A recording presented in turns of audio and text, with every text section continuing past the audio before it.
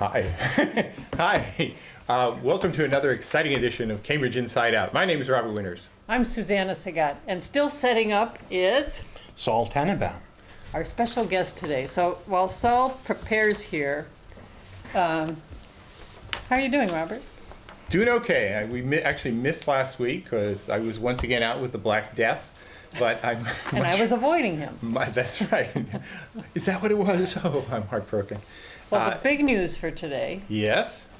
and that is very important to all of you, is street cleaning has started up again. Oh, my goodness. Big revenue time for the city. So for all of you out there who own cars and park on the street, start paying attention to the street cleaning signs. Right. I'm the second Tuesday and Wednesday. What are you? It's funny. One of the ways you can cut up Cambridge in so many ways. There's neighborhoods, there's wards and precincts, there's street sweeping districts. I believe there's several.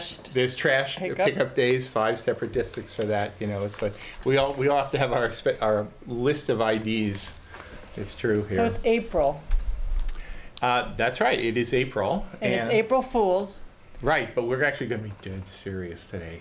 And that's the joke. Or so we claim. Really. So, Are you set up? I'm not set up, but I can talk and type at the Okay, same talk time. and type. Really? But whatever you do, don't give him any chewing gum. I can't fall, I'm sitting. There we go. Anyway, we have several topics we were going to try and touch upon tonight. The first was, it's kind of could become a very big topic or a very small topic, depending on how we want to handle it. But it was re-emerging as a municipal topic is the idea of municipal broadband. What's that mean, Robert? Well, actually, let me just say what I think it means, Okay. and then we'll turn to Saul, who actually knows quite a bit more All about right. this. Well, let than him I. finish preparing here. Okay. When I think of to me, broadband just means sort of the fast internet, right? Broadband is just a way of delivering fast internet. In Cambridge, that generally means something that's delivered through Comcast or, is part of your cable TV package or some such thing, though I believe there are some alternatives, one of which is not Fios, right? You could get DSL lines, is that with Which is Verizon? slow. It's Slower. the only people who consider DSL broadband are the DSL providers. Exactly, right. But when we're talking about broadband, we're talking about pretty high speed. You don't have to worry about delay type internet access.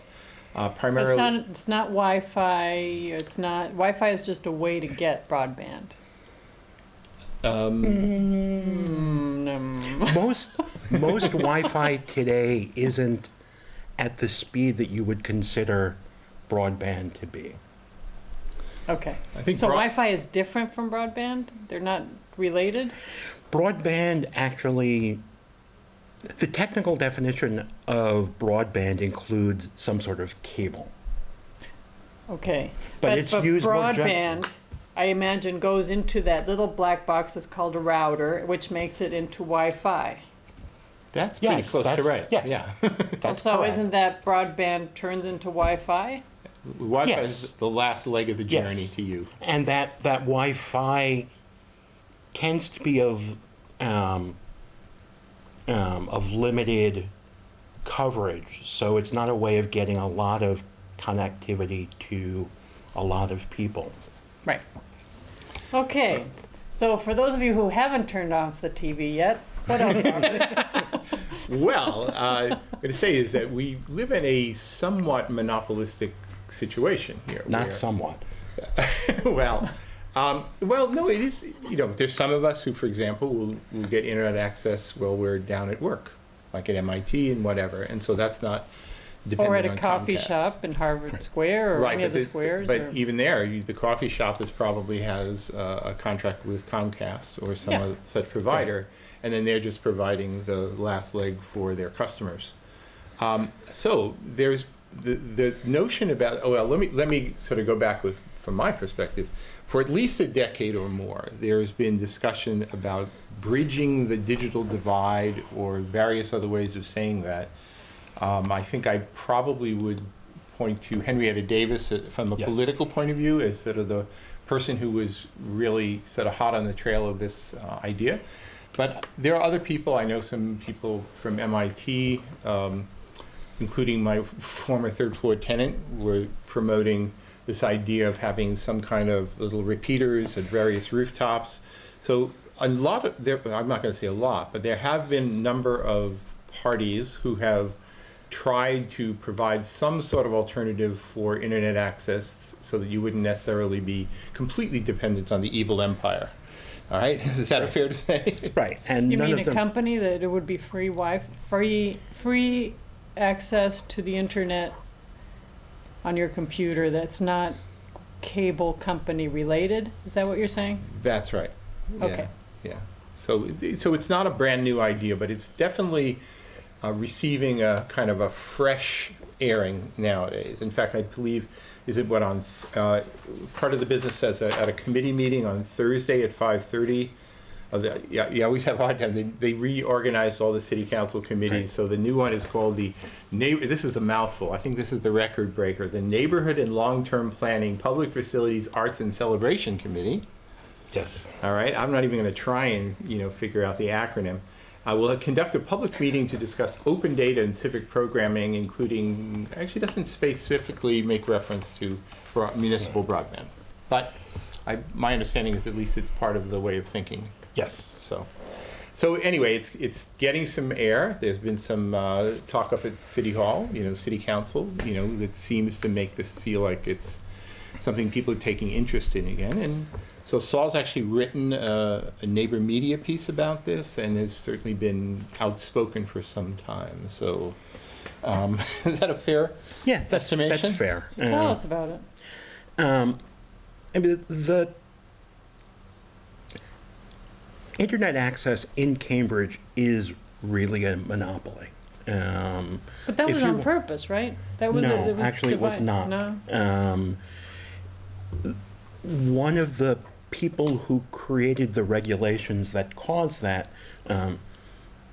Susan Crawford, has become the biggest critic of telecommunications regulation and will tell you they made a mistake. Now, this is federally or statewide or citywide? Federal. Okay. This is all governed by federal regulations. They simply assumed that there would be competition in the broadband space, and they did nothing to facilitate it, and that was a mistake in her view.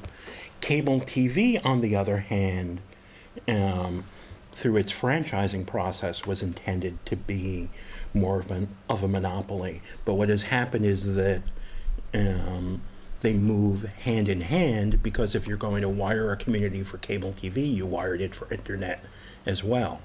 But what's happened in Cambridge is similar to what's happened around the United States, that most communities are served by a single internet provider. There's just no competition. But hold on one second. Wasn't there negotiations between the city and the internet provider to provide for the city? I mean, isn't there something that comes up every so often? That's the cable TV franchise. Oh, okay. It's limited So it's- only, it is in fact disclaimer, it pays for the studio and the CCTV infrastructure. And that's But different. That's absolutely different. And the city is very limited in what it can and cannot negotiate by federal regulations that have gotten harder and harder for cities to maneuver through. Cambridge is uniquely fortunate that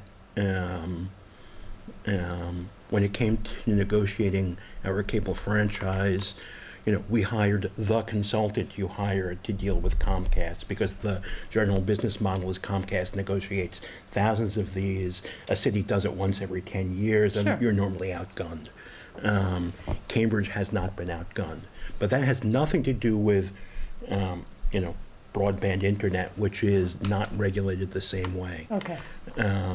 There's actually a related point, which was, I remember Susan Fleischman from CCTV some number of years ago, she and I had a different point of view about this, but when Comcast first started doing broadband, making that available, there was a big question whether, because the way CCTV gets funded is as a percentage off of what was the cable bill. Right. Now, if in fact you treated broadband as sort of part of the same contract, then any of the money that was going to be coming in for broadband, a percentage of that would also go to support, public access, educational, and government programming, PEG, as they call it, the acronym.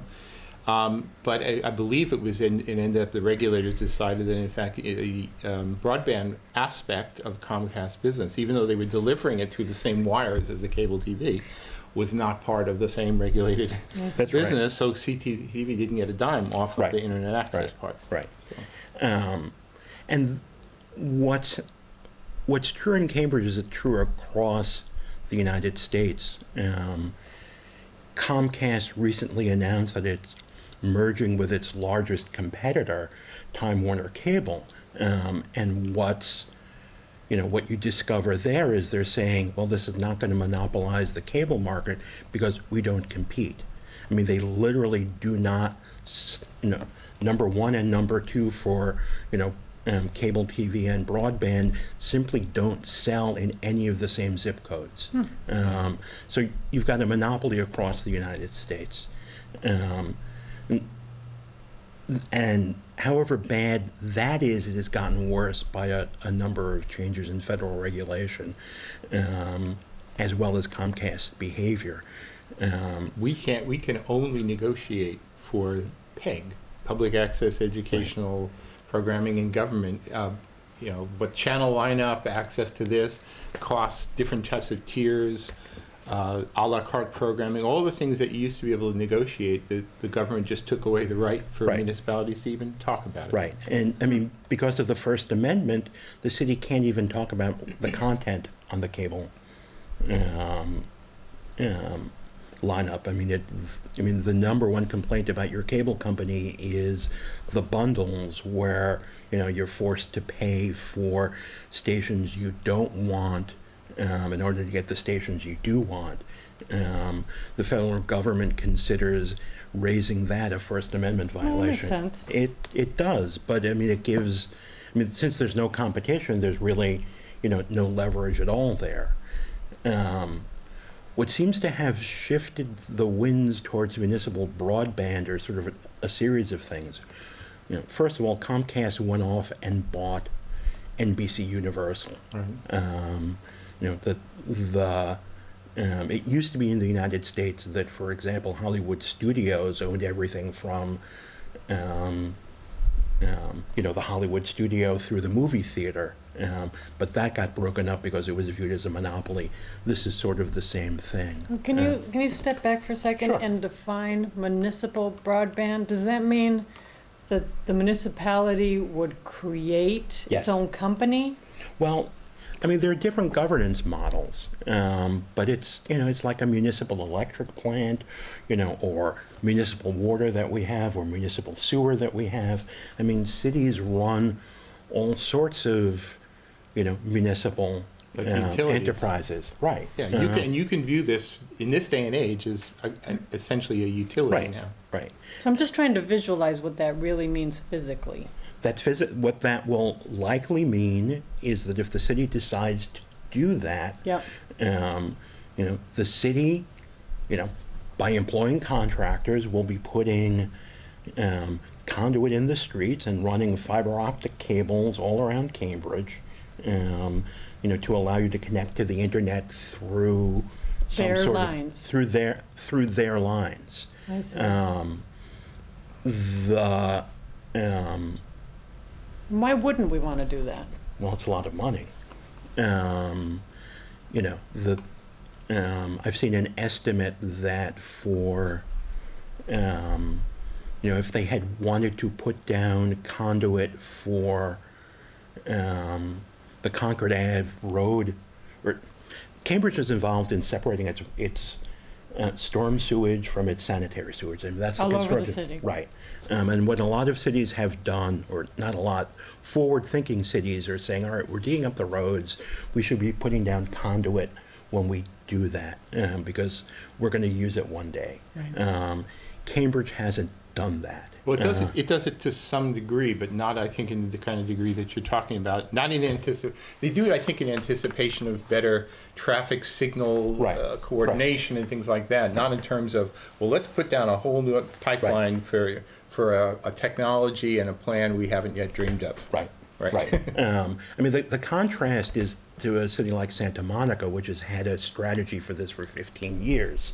I mean, it's similar size, similar budget, but every time they're digging up a street, they're putting down conduit for broadband, and they're actively going out, when they get grants to fund better traffic lights, that's all electronic these days, and they're using that to leverage it. To leverage that. Cambridge hasn't been doing that.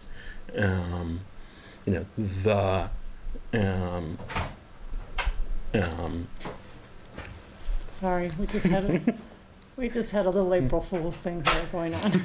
Yes. Someone Thank you, walked Mr. in. President. I'll see you later. Yes.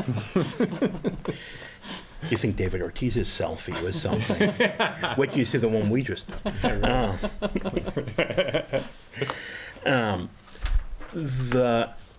municipal broadband is a significant investment.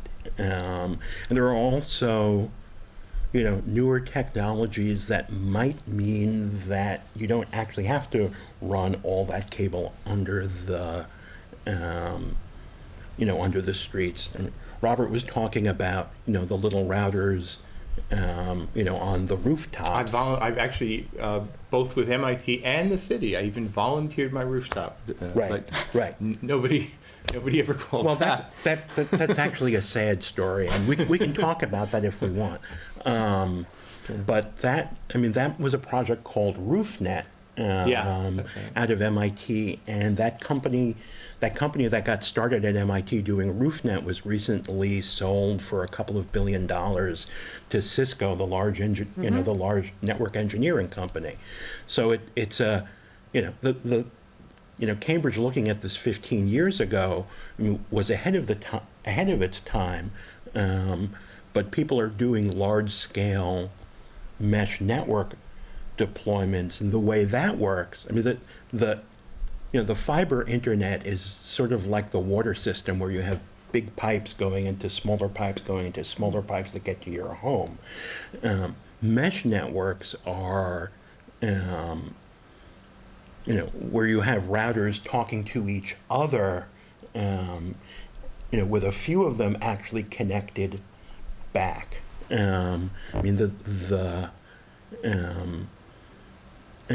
Mesh network. The most interesting mesh network deployment now is in Red Hook, Brooklyn, where Hurricane Sandy took out all its telecommunications infrastructure, and they rebuilt everything as a mesh. So it's also getting interest from the people who worry about resiliency and climate change. Okay, so you're getting too sophisticated here. So MeshNet is like these rooftop things that talk to each other. Right. So it's like this air Wi-Fi over our heads. Right. Okay. And can you talk a little bit about why Santa Monica did this, or what compelled them to be ahead of the curve and beat us to this story? What started that process? Forward thinking. Municipal there's a long history in America of municipal utilities. We forget about that, but municipal power. Yep. We have municipal water here. We have, et cetera. Cities. And they're good things. Our water's fantastic. Right. We sort of stopped thinking about those largely in this country because government is supposed to be bad. But Santa Monica decided 15 years ago that this was something that mattered for the future, and they just decided to go after it. Their city council did this. Yeah. So our city council could do something like this too. Right. What our city council has actually done a lot of things that actually haven't amounted to much. Researching the article I wrote about the case for municipal broadband, I discovered that the city council has, taken 17 actions over the last 10 years, calling for increased access to computer networks, Wi-Fi, broadband, whatever, and I mean it's amounted to nothing. With one exception, which gets back to RoofNet. The city actually put RoofNet-like devices in one housing project. Wrote a nice little report. Is this Newtown Court? Newtown Court, yes. Right. Abandoned it. Then the residents who had been depending on, this little infrastructure for their access to the internet complained, so the city put in another $50,000 to completely replace the equipment, abandoned it again, and this winter a group of volunteers have been climbing through, Newtown Court, fixing frayed cables, etc. Which is just, for a city like Cambridge, I mean, you hear that's just kind of shocking. Well, it just seems, what you're saying is that it takes a lot of work to keep this going. No? Like anything, yes. But it's not, it's not any, more effort than it takes to, keep a housing project like Newtown Court running. But it's, somebody has to decide that this is an important thing, and electricians who change light bulbs can also check cables to see if they're frayed and replace them. So it's it's a question of priorities and focus. The thing about municipal broadband is that it seems to be one of those issues that should unite sort of both ends of the economic spectrum in Cambridge. We still have a digital divide in Cambridge. Henrietta's work, 10, 15 years ago notwithstanding. I mean, you hear stories about kids who are on the Cambridge Ringe and Latin robotics team. We're a wealthy enough city to have a robotics team in our high school. But they go home and they don't have internet access to do their homework. And that's just, that should be shocking. Right. On the other side. But it's my understanding that the internet companies have a program for low-income families to have access. That's called Comcast Essentials. I mean, I understand that the municipalities can do this, but Comcast Essentials is believed by many in the who care about the digital divide to be a sham. First of all, it's not low-income families, it's families whose kids are on, subsidized or free lunch in schools. It's limited time, and most importantly, there are tremendous bureaucratic requirements to get the program. So it's hard. They don't advertise it. In fact, they go through places like Newtown Court and put, handbills down for their expensive service, and they don't do anything to help people get Comcast Essentials. There was a city council hearing a few years back where somebody reported that the total number of Comcast Essentials sign-ups in the state was between 1 and 2,000. So it is just hard. They do a better. So we should advertise it more, also, right? Well, if you think it's the answer, I mean, the whole, the whole net neutrality issue, which we haven't even talked about, is one where you shouldn't, depend on a corporation to decide what internet signals you get. It's certainly better to get some than none, but there are a whole host of reasons why you shouldn't trust Comcast as your internet provider anymore. We have about 2 more minutes in this segment, but we'll be continuing in the next half hour. I do have one sort of cautionary note that I've sort of held for a while was, and this is basically the question, is it worth investing into cable infrastructure? Let me say it better. Is there a possibility that there's some other technology that's basically going to turn cable TV and basically the coaxial cable into sort of a relic.